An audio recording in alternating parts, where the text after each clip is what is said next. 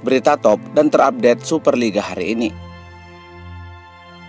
Persib menang versus Manila Tiger. Superliga Indonesia merosot ke peringkat 6 Asia Tenggara. PSSI larang tim Superliga latihan di stadion. Supporter Persib minta stadion GBLA dicat biru. Persib menang versus Manila Tiger. Kabar mengejutkan datang dari Persib Bandung, di mana klub berjuluk Mangu Bandung itu diramal akan meraih kemenangan meyakinkan dalam laga playoff AFC Champions Liga 2 melawan salah satu klub Liga Filipina, Manila Tiger. Menurut prediksinya, Persib akan memenangkan pertandingan dengan skor 3-0. Tim asuhan pelatih Bojan Hodak dipercaya akan mampu mengalahkan tim asal Filipina tersebut. Hal ini disebutkan karena skuad Mangu Bandung kini diperkuat oleh beberapa pemain berkualitas asal Eropa. Apalagi Persib dinahkodai oleh pelatih jenius Bojan Hodak. Salah satu yang membuat Persib yakin meraih kemenangan atas Manila Tiger adalah karena Pangeran Biru memiliki beberapa pemain lini depan dan lini tengah yang berpengalaman. Dalam beberapa sesi latihan terakhir, Persib menunjukkan proses signifikan dalam hal taktik dan koordinasi antar lini. Apalagi ketika menghadapi salah satu klub papan atas Liga Australia, Western Sydney Wanderers, Persib berhasil meraih kemenangan tipis 1-0. Manila Tiger sendiri bukan lawan yang mudah, namun dinilai masih kalah kelas dibandingkan dengan Persib Bandung, terutama dari segi kedalaman skuad dan pengalaman pemain.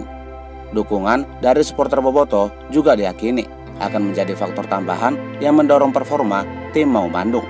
Laga ini menjadi pertandingan penting bagi Pangeran Biru untuk lolos ke Liga Champions Asia, sekaligus sebagai ajang pemanasan bagi pemain baru untuk menunjukkan kualitasnya. Laga Persib Bandung versus Manila Tiger akan diselenggarakan pada Rabu 13 Agustus 2025 pukul 19 waktu Indonesia Barat.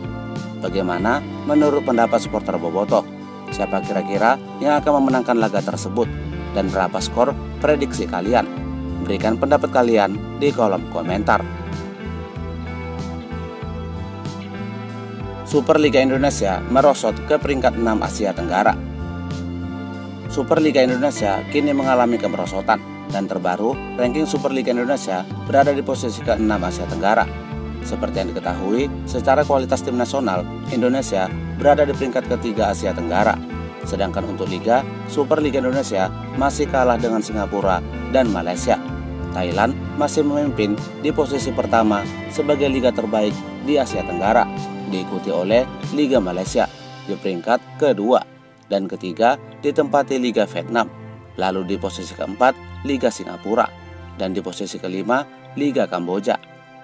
Buntut dari kemerosotan itu, para penggemar sepak bola tanah air pun kecewa dan memberikan kritikan pedasnya kepada Erick Thohir selaku Ketua Umum Federasi Sepak Bola Indonesia. Ketum haus validasi, selalu mau dipuja, dipuji. Gimana timnas mau berkembang kalau cuman ya diandalin program naturalisasi, tapi nggak ada program buat pembinaan dari usia dini. Awalnya yakin dan percaya sama Ketum ini, tapi sejak pemecatan Sinteyong semakin kesini semakin nggak jelas programnya seperti apa dan mau bagaimana. Intinya udah banyak yang melenceng dari awal-awal beliau jabat jadi Ketum PSSI. Dia hanya ingin cari nama dengan mendompleng timnas Indonesia, bukan untuk memajukan sepak bola Indonesia. Sudah ketebak kan pada akhirnya niatnya apa, dan kalau sampai nyalon presiden atau wakil presiden, rame-rame jangan pilih. Bahaya ini nggak konsisten sama ucapannya. Megang BUMN hancur, megang sepak bola juga hancur. Selanjutnya, saat pemilihan ketua umum, jangan orang dari pemerintahan atau politik. Harus benar-benar orang yang punya visioner dan mengerti sepak bola mau dibawa ke arah mana. Tulis beberapa dari para penggemar sepak bola tanah air. Bagaimana menurut pendapat kalian? Berikan pendapat kalian di kolom komentar. PSSI larang tim Superliga latihan di stadion. PSSI kabarnya akan menerapkan regulasi baru di Superliga musim ini. Menurut kabarnya, regulasi tersebut akan melarang setiap tim menggunakan lapangan stadion untuk berlatih. Adapun lapangan tersebut hanya diperuntukkan untuk official training dan pertandingan, bukan untuk latihan. Buntut dari regulasi itu, tak sedikit para penggemar sepak bola tanah air menyetujui regulasi baru tersebut. Mantap, Liga Indonesia musim depan bakal setara sama Liga Premier League, dan Liga Indonesia bakal jadi liga paling bagus nomor 1 di Asia. Musim depan buat regulasi baru lagi. Setiap klub Liga 1 dan 2 wajib memiliki training ground yang standar FIFA. Jangan kasih toleransi lagi klub yang tidak profesional. Beli pemain asing mahal bisa, tapi buat tempat latihan sulit. Menuntut federasi ngurus liga, tapi internal sendiri belum beres. Seharusnya begitu di liga-liga yang sudah maju lapangan latihan berdekatan dengan stadion utama. Bertahap harus ada regulasi-regulasi yang bisa membawa kemajuan sepak bola nasional. Selanjutnya, seperti di liga-liga top Eropa, setiap klub ISL diwajibkan memiliki sepak bola wanita, dan itu menjadi syarat untuk mengikuti kompetisi ISL. Itu salah satu cara agar liga wanita segera terrealisasi. Ini contoh federasinya tegas banget, yang tidak pilih-pilih klub. Kan harusnya gitu latihan di tempat lain kalau bisa punya sendiri, kayak Bali Dewa. Komentar beberapa dari para penggemar sepak bola tanah air. Bagaimana menurut pendapat kalian? Berikan pendapat kalian di kolom komentar. Supporter Persib minta stadion GBLA dicat biru.